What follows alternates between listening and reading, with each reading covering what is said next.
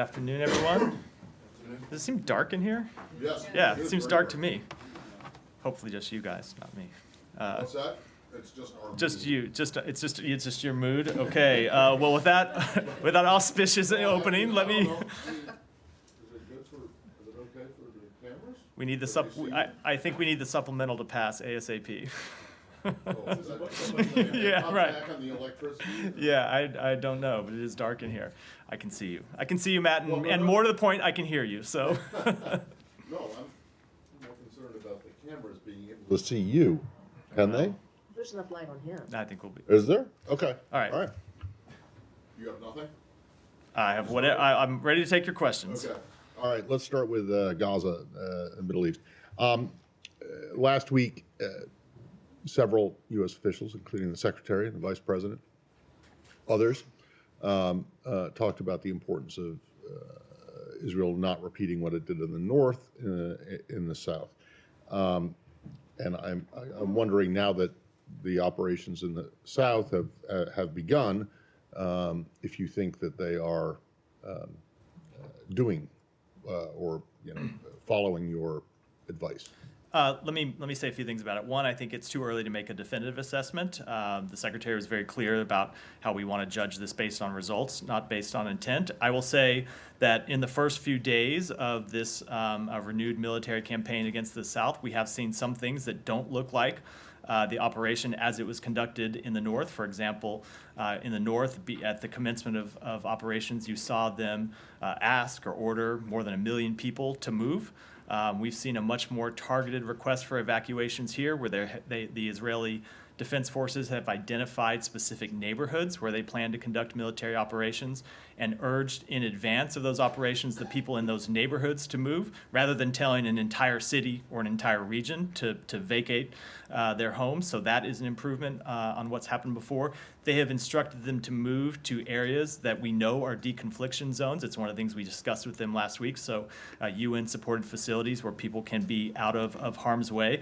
So that is an improvement, but what the Secretary made clear in our meetings with the Prime Minister and other officials of the Israeli government on Thursday is that we do not want to see a military campaign in the south that looks like the north. And what we mean by that, we do not want to see the same level of civilian casualties. We do not want to see the same level of mass displacement. They briefed us on plans that were very detailed, that they said were intended to avoid mass displacement and civilian casualties, but as the Secretary made clear, it's not just intent that matters, it's results, and we are watching very closely and will continue to watch very closely before we draw any definitive assessments.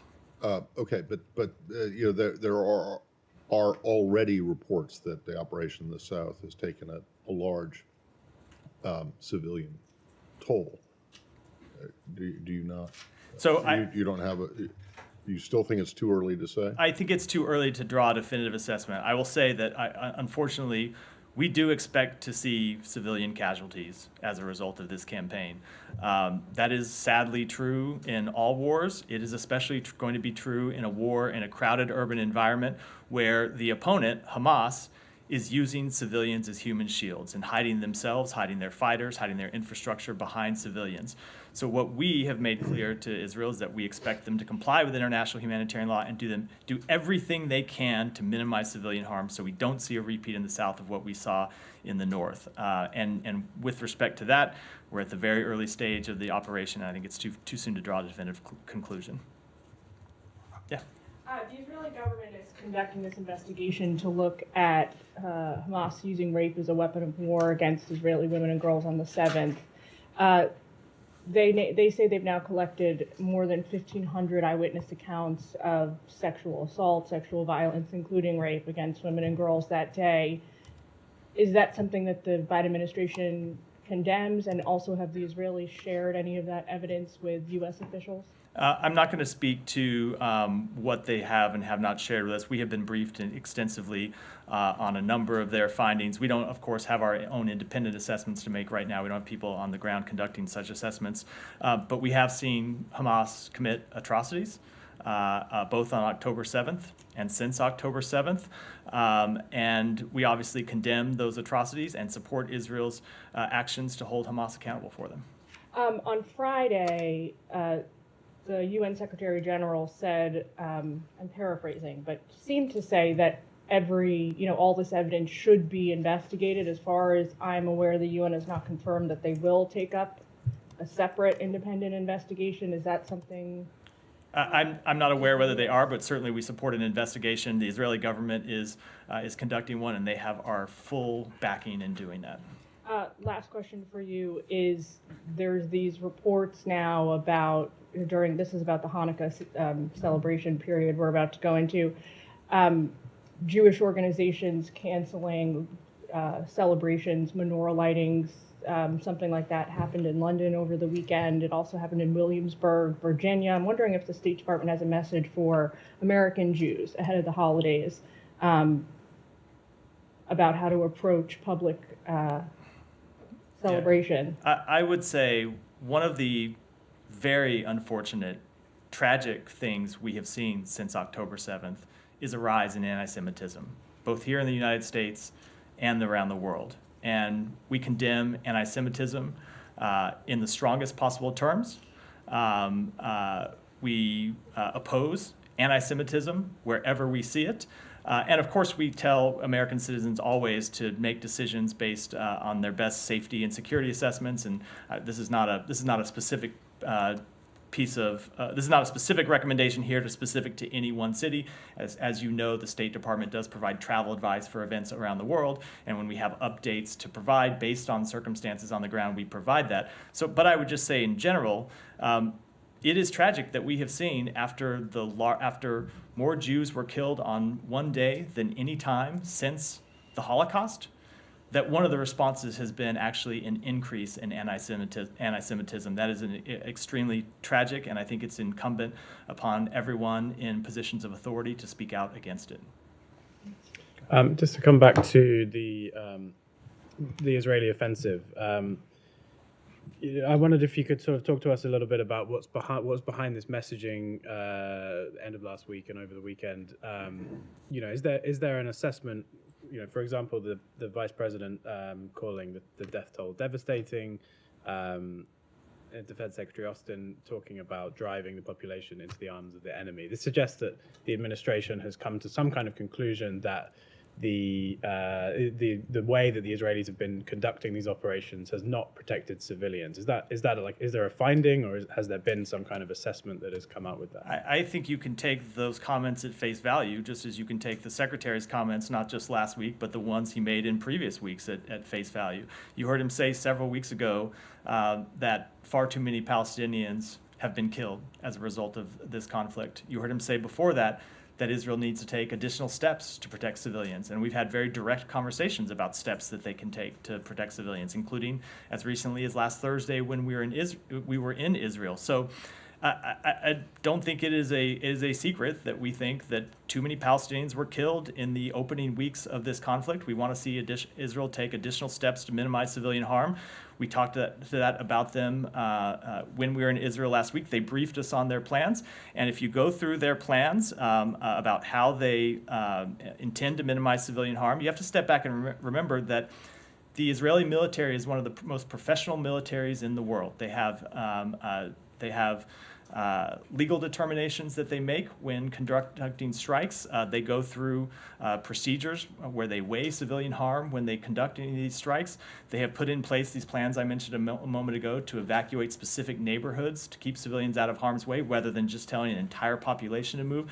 So they are going about this with a certain degree of deliberateness to try to minimize civilian harm. But again, it's not just the intent that matters, it's the results. So we've been very transparent with them about what our beliefs have been. The comments that the Secretary made publicly were the same comments that he made in the meeting with them, that we want to see them take additional steps, and we're going to be watching to see how they do. And, it's been noted that, you've had these warnings to civilians, but at some points people have been told to go to certain areas, or these areas will be safe, and then those areas have then been bombarded. Is that something that you've witnessed and are able to? So it is exactly. So let me talk about it this way. So I think that was one of the criticisms of the first few weeks of this campaign, that people were told to move to the south without giving a specific place to go, and then there were attacks on Khan Yunis after people had moved to Khan Yunis. One of the differences that the Israeli government has proposed going forward is there are UN designated facilities in Khan Yunis, in Rafah City, in central Gaza, and in the south, where the Israeli Defense Forces have directed people to go. And those places are on lists of deconfliction zones that should not be the target of military campaigns. So that is an improvement that we have seen, at least in intent, at least in their plans, and we're going to see how it's actually executed. And kind of the nature of the offensive itself. I guess I understood that in the initial northern phase there was this massive aerial bombardment, and then the ground operation. I guess we're going through that again. Is the message, this should be a more surgical ground operation without the preceding aerial bombardment, because that's where a lot of these civilian casualties seem to be being. I don't want to speak to the specific military operations and military decisions the government of Israel will have to make, and our conversations with them about those tactics that they might pursue. I think it'd be inappropriate to do that. What we have said is they need to take additional steps to protect civilians. I just went through some of the what some of those steps are and some of those steps that we believe they are taking. But there go the lights. But when it comes to specific tactical steps that they might take, I think I'll keep those conversations private. Can I follow up on that? Yeah, Saeed, go ahead. So I understand you correctly.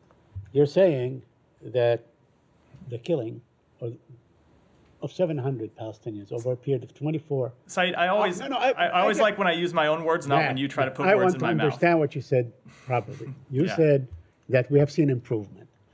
I'm asking you directly. You think that the killing of 700 people in 24-hour period is an improvement? So I'm just asking you to say yes or no. I don't. In accordance to what you said. So Saeed, I don't think you were listening very closely to what I said. I was listening very closely. Well, clearly not, because what I said is we have seen improvement in their plans for Khan Yunis, their plans for the South. We have seen them evacuate specific neighborhoods rather than entire areas. So the numbers of displaced persons will hopefully be lower in southern Gaza than it was in the north. But when it comes to results, we are going to monitor it very closely. And I think I was pretty clear about that. And I think the Secretary was pretty clear about that on Thursday. Give us a figure. What would be acceptable? What would be acceptable? Because you talked about... Saeed, we mourn the loss of every civilian life. We don't want to see any civilians killed in this. What have you done to really minimize that? Remember, Gaza is the size of Washington, D.C. When you tell people to move, like now, and they have nowhere to go, they're striking in Khan Yunis. They're saying, actually, we're hitting every place in Gaza. So where should people go? People should go. Be the end? Saeed, let's take it one question at a time. Before you asked a question, let me answer it. Sure.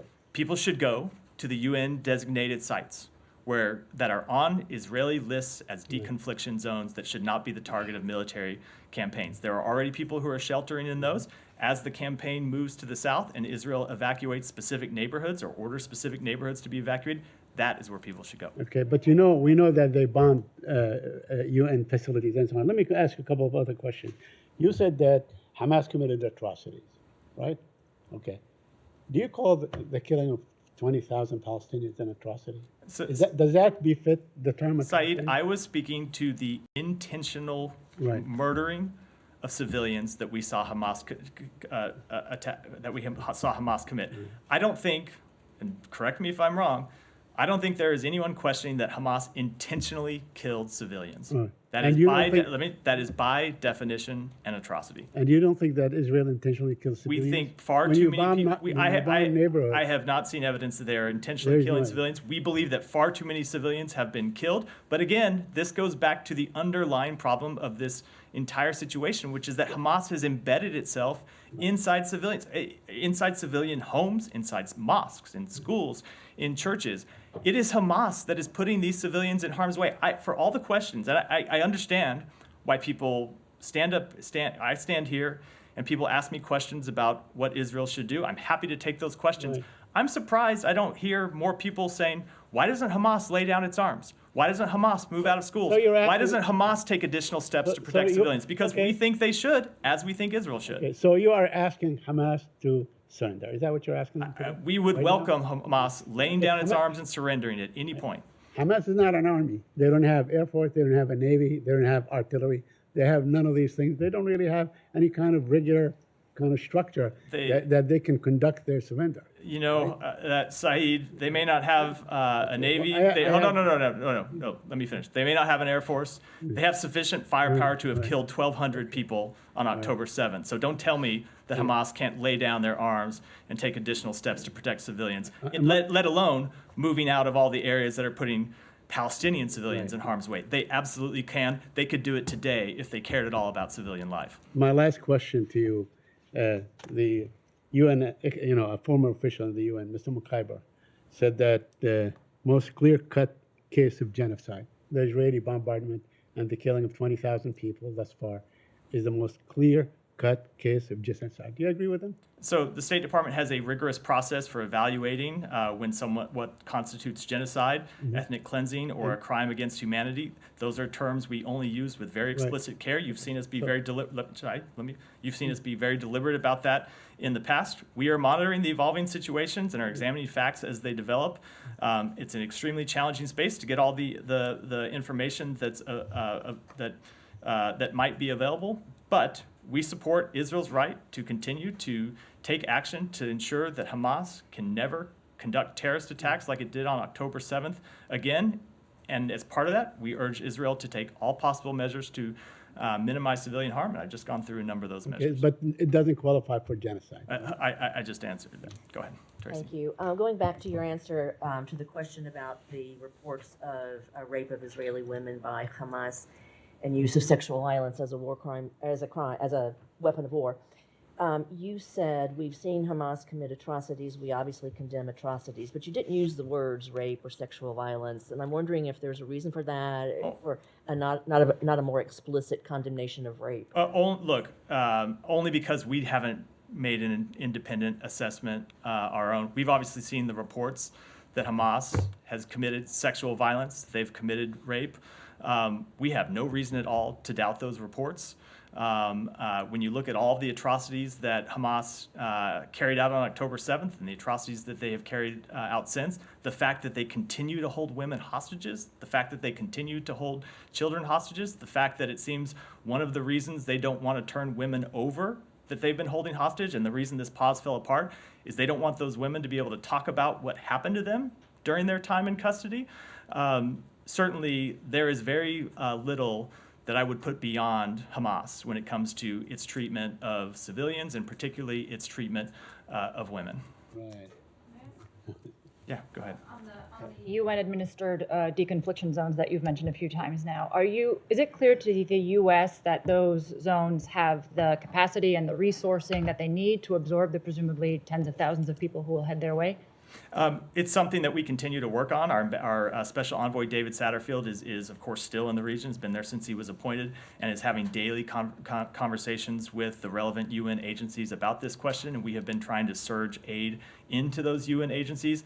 Absolutely, they could use more assistance. They could use more capability, and it's something that we're trying to deliver in what is, of course, a very challenging environment. So it's not clear that these zones are actually a viable option for the people who need to flee to them. Look, when it comes to making a choice about being in an area that is undergoing major combat operations versus evacuating to a UN-run, either a refugee center or another UN-run facility where you can get food and water and medicine. Certainly, I think the choice is pretty clear, but the conditions are still pretty difficult even in those sites, and we're trying to increase the level of assistance that we get in to address that humanitarian issue. I will say that one of the things that we have seen since the breakdown of the pause of last Friday is that we saw initially a diminution in the amount of aid going into Gaza through Rafah. We have been trying very hard to get that aid back up, not just to the levels that it was at during the pause, which was around 200 trucks a day, but to actually increase it and to change the nature of what's coming in. So it's not, these are not just deliveries of humanitarian assistance from relief organizations, but also some resumption of commercial activity. So there can be commercial deliveries in. And I think we're making progress on that. We have urged that Kerem Shalom be reopened, not as a crossing, but for screening. I think we're making progress on that. So the answer, I know it's a very long answer to your question, but I think the answer is, it is not a perfect situation by any stretch of the imagination. There aren't a lot of perfect answers in this very difficult situation, but we're trying to improve it as much as we can. I do want to talk about the aid, but I just want to highlight the fact that, I mean, you've highlighted that one important step the Israelis are taking is to point to these deconfliction zones. But again, it is not clear that those are going to be a viable option for many or even most of the people who need to use them. I think that certainly the deconfliction zones are a place where people can go to be safe from attack. Some number of them. To be safe from attack. The question is, but that said, we also need to increase the amount of food, water, medicine that's getting into to Gaza for those sites, as well as for other people. But most commercial activity is suspended, and so even if you're at home, you may not have access to food, water, and medicine, let alone in a refugee facility. So we're trying to get all this increased for the benefit of everyone inside Gaza. Okay, so on aid, you said you wanted to talk about it. So what is the picture right now? How many trucks are getting in? How many do you expect to get in the next several days? So we actually don't have reliable data about the number of trucks that have moved in yesterday, Saturday. We know that they resumed and we're going in over the weekend, but there's been kind of spotty reporting from the ground of what the actual number is. So we don't have one as of 1:10 today. Hope to have one later today or certainly tomorrow. But whatever the number is, it's not an acceptable number. It's not at the 200 trucks a day that was happening during the pause, let alone where we want to get it to. We have seen fuel start to go back in. We saw that in the immediate aftermath of the pause being suspended, the Israeli government was not early on Friday allowing fuel to go in. We had some very frank conversations with them about the need for fuel to come in, and we saw some fuel go in Friday. We saw additional fuel go in Saturday, but it's at the level of fuel that we were at before the pause began. We've made clear we want to see it back up, not just to the level of fuel that went in during the pause, but actually higher numbers than that, and are having ongoing discussions with the Israeli government about how to get there. Just quickly related to this, obviously there are still people waiting to come out. How many Americans are waiting to come out? And we spoke earlier about reports that one, if not more, Americans may have lost their lives waiting to come out. Have you verified those reports? Are there any more coming in? So there are more than 1,000 American citizens, legal permanent residents, and their family members who have departed Gaza. There are around 750 who are left. That includes 220 American citizens. The rest are family members or legal permanent residents.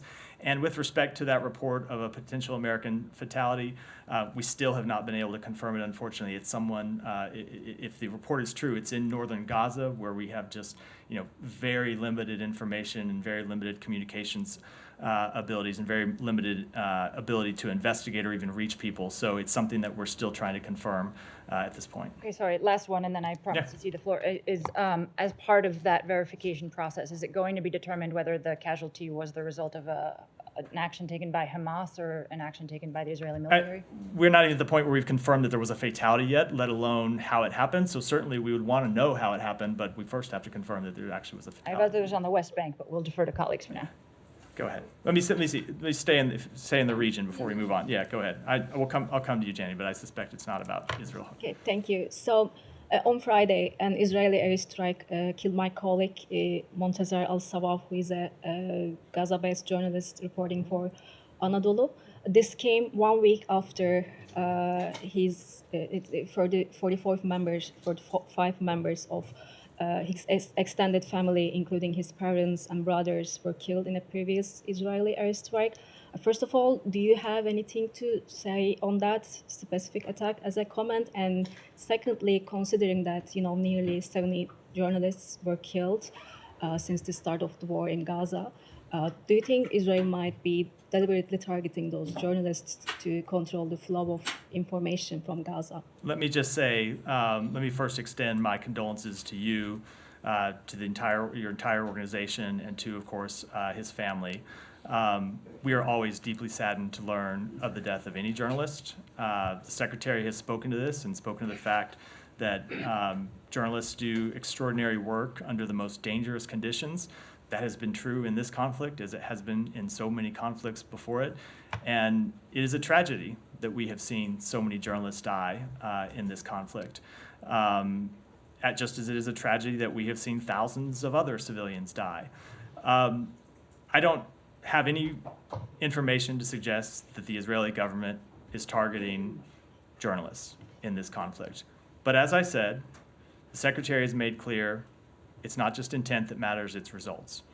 And that's a conversation we're going to continue to have with them. And we are going to continue to look at the campaign as it progresses and assess the results. But the secretary also said last week that, Israel has one of the most sophisticated militaries in the world and is capable of minimizing harm to civilians. I mean, more than 15,000 Palestinians, including women, children, and journalists, were killed since October 7. Does that mean that, that killing of thousands of civilians, including journalists like my colleague, could have been prevented? Certainly, we have thought that there are additional steps that Israel could take to minimize civilian harm, which is why. Obviously, they are not taking those steps. Well, I say which is why we've had these conversations and why we've encouraged them to take additional steps, which they have said they are going to do for the campaign in the South. But I expect that this will continue to be an ongoing conversation. And as I said, we're going to monitor how this campaign proceeds as it does. Yeah, thank you, man. Let me just go. I will come back to you, but go ahead. Okay. Go ahead. Does the United States support the Israeli proposal for establishing a buffer zone between Gaza and Israel? And if say so, do you have any idea what's the nature of this buffer zone? So I will say that one of the principles that you heard the Secretary lay out quite clearly in Tokyo in a speech 3 weeks ago was that there should be no reduction in the size of Gaza. And well, one more question. Yesterday, there were an attack on the Iranian-backed groups in Iraq, and some Iraqi sources, they suspected the United States in this attack. And do you confirm that has the United States conducted or were there any counter-battery attacks to these Iraqi forces? And also, if I may add this, do you believe that the Iraqi government could stop these militia groups from attacking the United States, as the Secretary Blinken spoke with the Prime Minister Sudani Friday?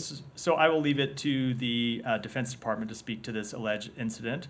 But one of the things that we have made clear to the Iraqi government, and Secretary Blinken made this clear to Prime Minister Sudani when they spoke on Friday, is that we believe the Iraqi government has the responsibility to prevent and respond to these attacks against American personnel who are in Iraq, again, at the invitation of the Iraqi government, to carry out de-ISIS activities. The Iraqi government has said that they would take action to prevent such strikes, and we expect them to do so. Have you seen any actions from the Iraqi government? Because they are saying that since the beginning of this. I don't want to get into. I don't want to comment on that, and I don't want to certainly comment into our private conversations. But we have made very clear to them. But have you seen any results? We've made very clear to them that we expect them to take action. Have you seen any results on the ground? I'm just not going to speak to that. Okay, one last question. Do you have anything to share with that about the Iranian cyber attacks on the U.S. institution? What's the level of the damage of this cyber attack? I don't. I know that my colleagues in other agencies have put out a statement on that, and I'll refer to that. Elizabeth, go ahead. Is an FTO redesignation of Houthis more likely after yesterday's attacks in the Red Sea? It is something that we continue to consider. We have not made a determination yet. You may recall that we lifted that designation when we found that the designation was a barrier to the delivery of humanitarian aid that would help civilians. So it's the subject of ongoing conversations inside the administration, but I wouldn't want to make put my hand on the scale one way or the other. And then just to follow up on that, is the administration concerned that this escalation from the Houthis could undermine the work you've done on the political process in Yemen? So we continue to support a peaceful resolution to the Yemen conflict. It's been a priority for this administration since day one. Our special envoy for Yemen is traveling to the Gulf this week to continue intensive U.S. diplomacy and regional coordination, both to safeguard maritime security in the Red Sea and the Gulf of Aden in the midst of these provocative and dangerous attacks by the Houthis on international shipping. Those have threatened almost 2 years of progress to end the war in Yemen, and we will keep trying to end that war, reach a durable solution, and work with our allies and partners to respond to these Houthi attacks, which threaten global shipping, threaten the global economy, threaten countries far outside Israel, far outside the region. I think this is a matter of global concern, which is why we're talking about it with allies and partners around the world. Matt, can I go back to something you said in response to one of the questions about sexual violence? I'm just interested because the phrasing that you used was curious to me, at least. You said you have no reason to doubt any reports that rape was used as sexual violence was used by Hamas. You said the fact that they, meaning Hamas, continue to hold women hostages, okay, that is a fact. The fact that they continue to hold children hostages, that is also a fact. But then you said the fact that it seems one of the reasons they don't want to turn women over that they've been holding hostage, and the reason that the pause fell apart is that they don't want those women to be able to talk about what happened to them during their time in captivity. The fact that it seems, is this just conjecture on your part, or do you know, do you have very good reason to believe, evidence to believe that Hamas is deliberately continuing to hold on to female hostages because they're concerned that they will speak about atrocities that they were subjected to? So I will accept the edit, not fact, seems is a better way to say it, but let me answer the question. The humanitarian pause, which resulted in a release of hostages, was negotiated with some very clear terms, and that was that children and women would be the first priority to be released. Near the end of that pause, last Wednesday, Thursday, when we were getting towards the end, Hamas was still holding on to women that should have been the next to be released. They refused to release them. Right. They broke the deal. Came up with excuses why. Ultimately, I don't think any of those excuses were credible, and I shouldn't get into any of them here. But certainly one of the reasons that a number of people believe they refused to release them is they didn't want people to hear what those women would have to say publicly. When you say, I won't say fact because I don't know it for a fact. Oh, okay, but when you say a number of people believe, let me just say, people in the U.S. government. let me just finish my answer. We have seen Hamas commit all kinds of atrocities. Look, I'm a little bit concerned that you're trying to go. I am not suggesting that these things did not happen, and I am not suggesting that what Matt, you suggest is their reason for not releasing the remaining female hostages is wrong. I just want to know. I just want to be very sensitive in my language. Matt, any evidence to suggest that that is what it is, or is it just? I want to be very conjecture? sensitive in my language when talking about people that continue to be held hostage, that have families on the outside. What I will say is we know Hamas has committed atrocities. We know hold on. They continue to hold women. Yeah. They were going to release these women, and then suddenly at the last point reneged on the deal and were never able to provide a credible reason why. We hope that they will change their mind and release those women. So, but you don't know though for certain that the or a reason for them reneging on the deal and not releasing them is because they're worried about them speaking about. So I'm not able to speak with a endured. definitive assessment that that is the case. We would like to see them release the hostages so they could talk about whatever treatment or mistreatment they had undergone. Sorry, man. Saeed, I have gone to you never. Please, Matt, on this point. Elizabeth, go ahead. Matt. Olivia, sorry, Elizabeth. Saeed, I asked you, Saeed, I will come. Soldiers? Saeed, I will come to you. There could be soldiers. Saeed, I will come. There are women who are not soldiers who continue to be held. But there are women, Palestinian women. And there are women. Right? So I will come back to you. You've had a number of questions already. Olivia, sorry, go ahead. Just specifically on that point, there is still one American woman being held that we're aware of, right? Is everything that you're saying applicable to her situation? I don't want to expand any further than I have in my remarks, except to say that we do want to see her released. We had hoped to see her released as a result of these negotiations last week. Hamas reneged on the deal and wouldn't release her, but certainly we are concerned for her situation as we're concerned for the situation of all the hostages. Okay, I have West Bank. Yeah, go ahead with the West Bank. I promise I will come to you before the briefing's open. I promise. I just want to stay in the region a little bit longer before we move on. Go ahead. Sure. Well, the secretary last week said that he had made clear to his Israeli interlocutors that the U.S. had expectations for Israel addressing extremist violence in the West Bank. Has any of that moved forward from the U.S. perspective? Have the Israelis taken concrete steps and given you evidence that they have? We have seen them take some steps to respond to extremist violence against Palestinians in the West Bank. We don't think those steps have been sufficient. We think they need to prosecute people who engage in violent activities against Palestinians. And one of the things that the Secretary made clear in his conversations with the Israeli government is that while this doesn't in any way obviate the need for them to take additional actions, that we are prepared to take our own actions on behalf of the United States government. So some of those actions are said to be visa restrictions on some of the extremists at hand. Are those set to be rolled out in any near term? I don't want to talk about a timetable, but the president signaled in an op-ed a couple weeks ago that those were under consideration.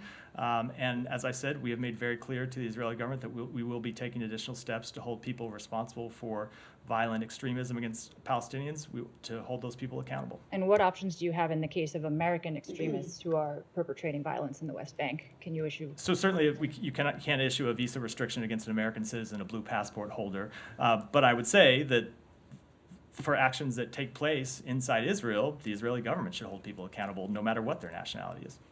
All right, Jani, finally. Thank Go you ahead. very much, Matt. South Korea successfully launched a solid fuel space launch vehicle yesterday. How do you see this different from North Korea's recent military satellite launch? And I follow up. Well, so South Korea is not the subject of multiple UN Security Council resolutions over its dangerous and destabilizing activities in this area. And the second question, the State Department designated North Korea as a state sponsor of terrorism. What are your predictions about possibility of North Korea as a state sponsor of terrorism engaging in dialogue with the United States in the future? So we have made clear that from the outset of this administration that we would welcome dialogue with the DPRK. We would welcome a peaceful resolution to our concerns over its destabilizing activities. We have made clear that we do not seek conflict with the DPRK in any form or fashion, but as of yet, those entreaties have all been rejected, and I wouldn't want to make any predictions about the future. Terrorism. Go ahead. Yeah. Thank you, Matt. On plot against an American citizen on India. According to New York Times report, I quote, India's intelligence services have long been accused of orchestrating targeted killing in the country's immediate neighbors as a plot against an American citizen foiled by the US government informant and exposed in federal court. Do you think it should be stopped in anywhere and everywhere? And what is the Indian response as you expose these incidents? So two things. One, we have made clear that we oppose transnational oppression no matter where it occurs or who might be conducting it. That's not a comment specific to India. That's a comment specific to any country in the world.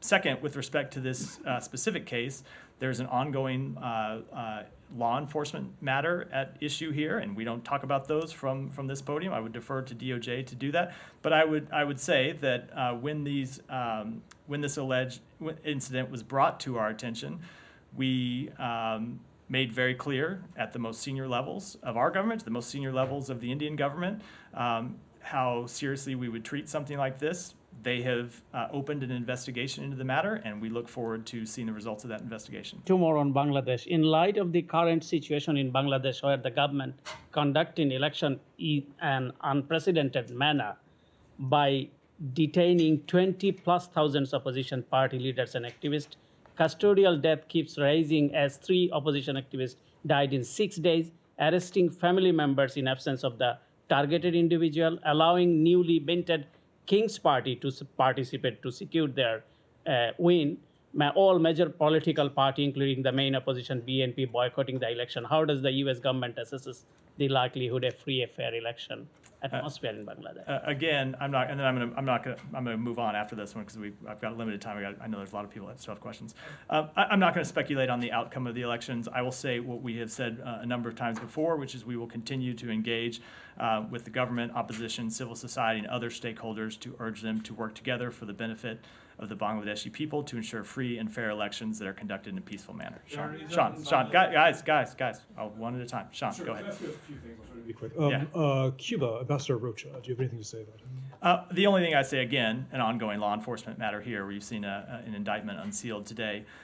We commend the work of law enforcement in this matter, the Department of Justice, the FBI, the Diplomatic Security Service here at the State Department, in the actions they have taken so far in this case.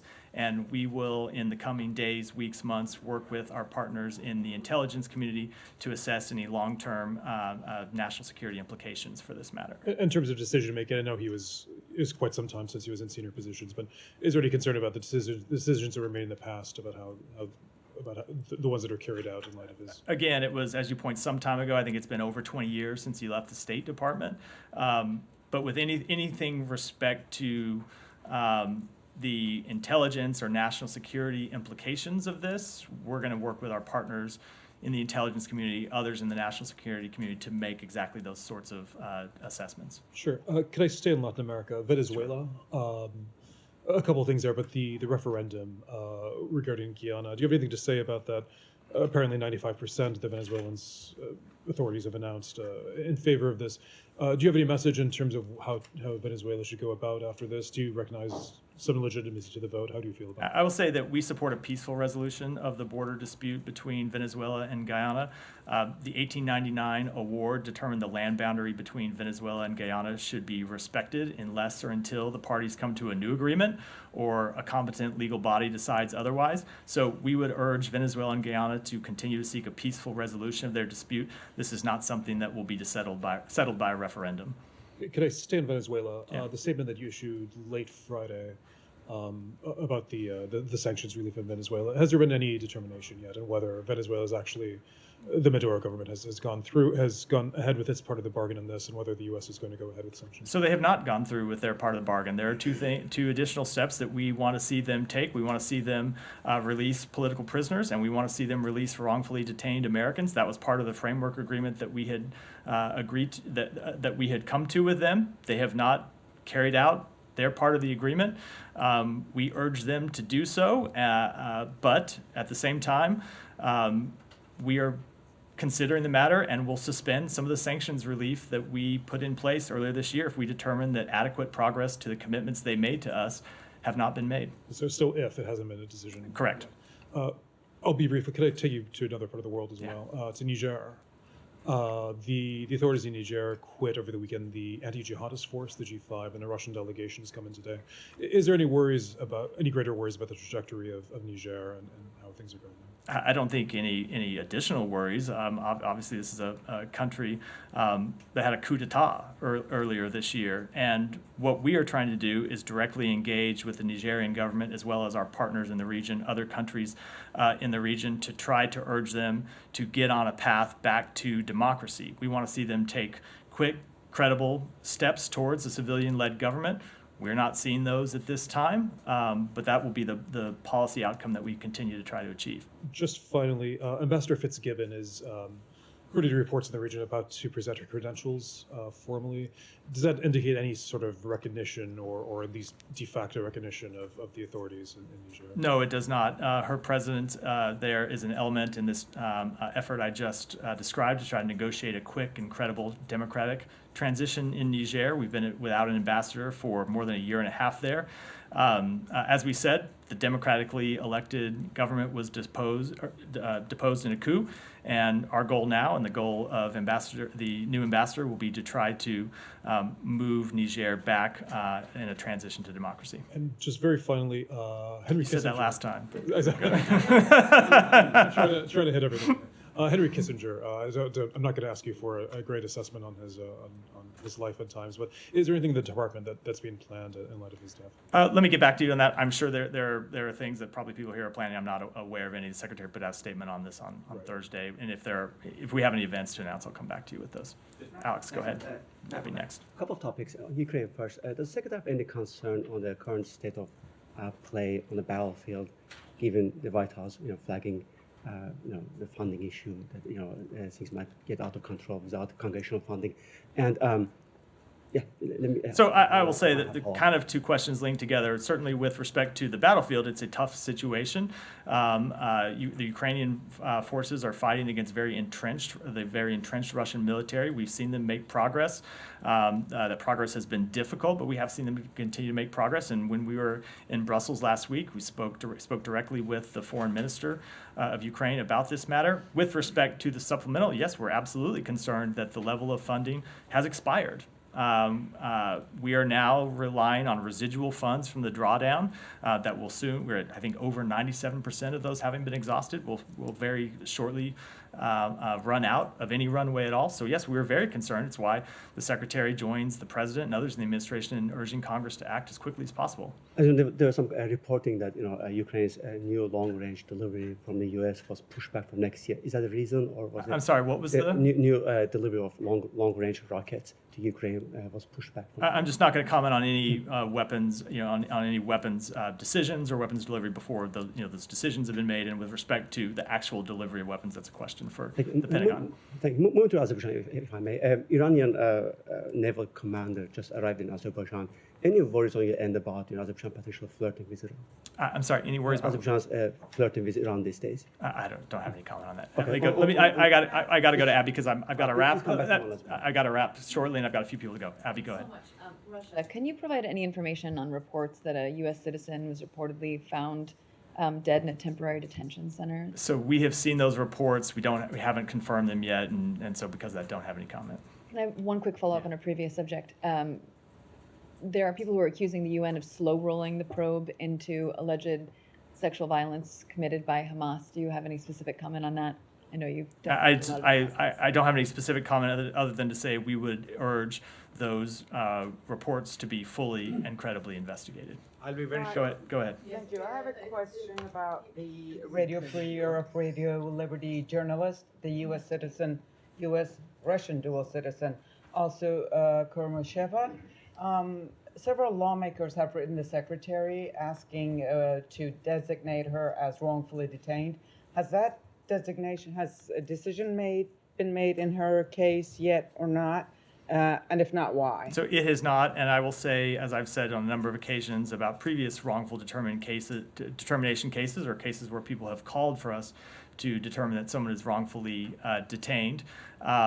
It's a matter that we take very seriously here. It can sometimes be a very deliberate process where we have to look at the statutory requirements. Sometimes the situation changes over time where information that is available to us at one stage changes as we acquire new information. So as always, no one should read anything into the lack of a wrongful detention determination at any given point. It is an ongoing active process inside the United States government. Can you tell us at what stage it is right now? I can't. And with that, I have to wrap for today. Thanks, everyone.